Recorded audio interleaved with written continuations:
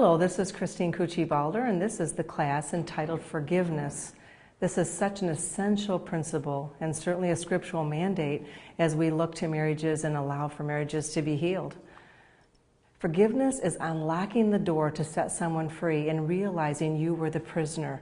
I immediately start to talk to my couples about the bondage that unforgiveness can bring and the prison that is felt, and it keeps them very much in bondage in their relationship.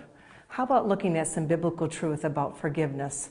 Colossians 3:12 through 15, therefore, as God's chosen people, holy and dearly loved, clothe yourselves with compassion, kindness, humility, gentleness, and patience. Bear with each other and forgive one another. If any of you has a grievance against someone, forgive as the Lord forgave you. And over all these virtues put on love, which binds them all together in perfect unity. Let the peace of Christ rule in your hearts, since as members of one body you were called to peace, and be thankful. You know, if everyone lived up to Paul's prescriptions, our marriages would be amazingly harmonious and blessed, and we would never even need forgiveness. Spouses do things they should not do, and neglect to do things they should do. In marriage, normal problems occur because a couple never communicates perfectly, resolves all disagreements harmoniously, or achieves ideal emotional closeness. Marital relationships would be healthier if Christian spouses understood that the forgiveness of sins is a rich blessing and a true gift that they can give to each other. Often in the initial stages of relationship, it is a honeymoon stage, and there doesn't even seem to be a need for forgiveness. In fact, in my premarital sessions, my couples might say, we've never had a fight. We've never had a disagreement. Now, with most relationships, the conflict stage will come, and when that comes, forgiveness will be needed because we are imperfect. And as much as we love our spouse, that is not a guarantee that we won't do things that will cause hurt.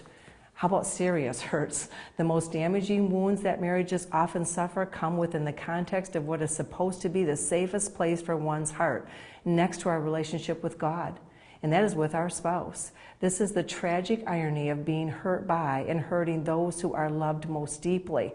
In fact, when we love the most deeply and it goes to that transparent place inside of us, we will have a tendency to bring hurt. We'll let down our guard with our spouse. We'll get home from a hard day at work. Something will happen and we'll start to think about it. And when we talk to our spouse, we'll get upset. Now, we might not do that with a friend. We might not do that with a work associate, but we will with our spouse. And then it becomes a serious hurt.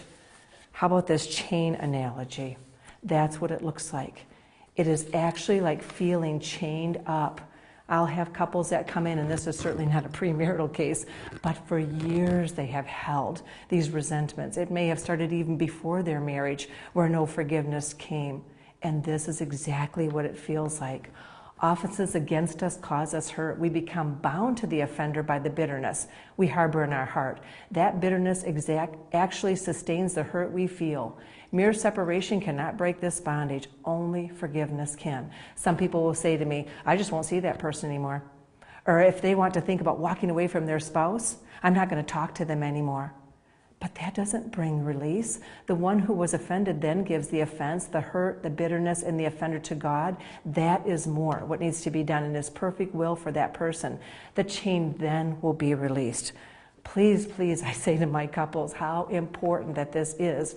Rather than being viewed as a one-time occurrence, apologizing and forgiving continues throughout the life of a relationship for repairing damage that could lead to a permanent destruction. The litmus test for a healthy marriage is based on the capability and manifestation of repentance, apologies, and forgiveness on a regular basis.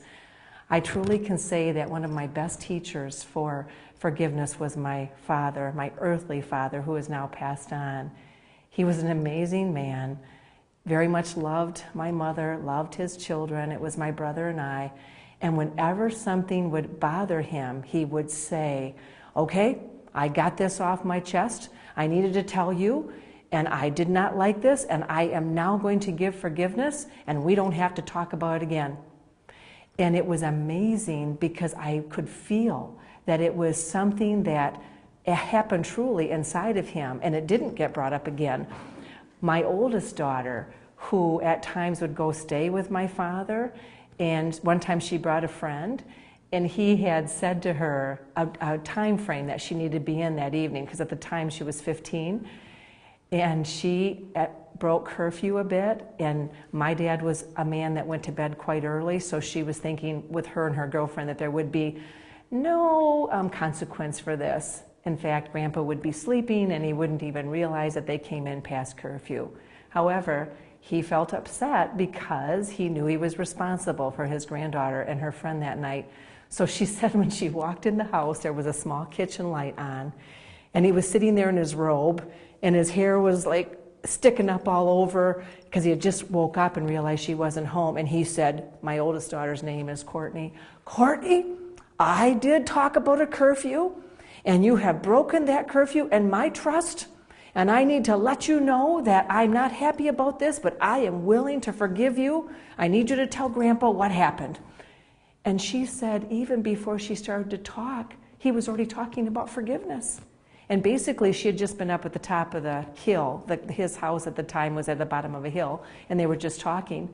But the minute she explained, he said, I now can bring forgiveness, and honey, we don't need to talk about this anymore, but Grandpa needed to tell you that it bothered me, and I knew I would have to give you some forgiveness.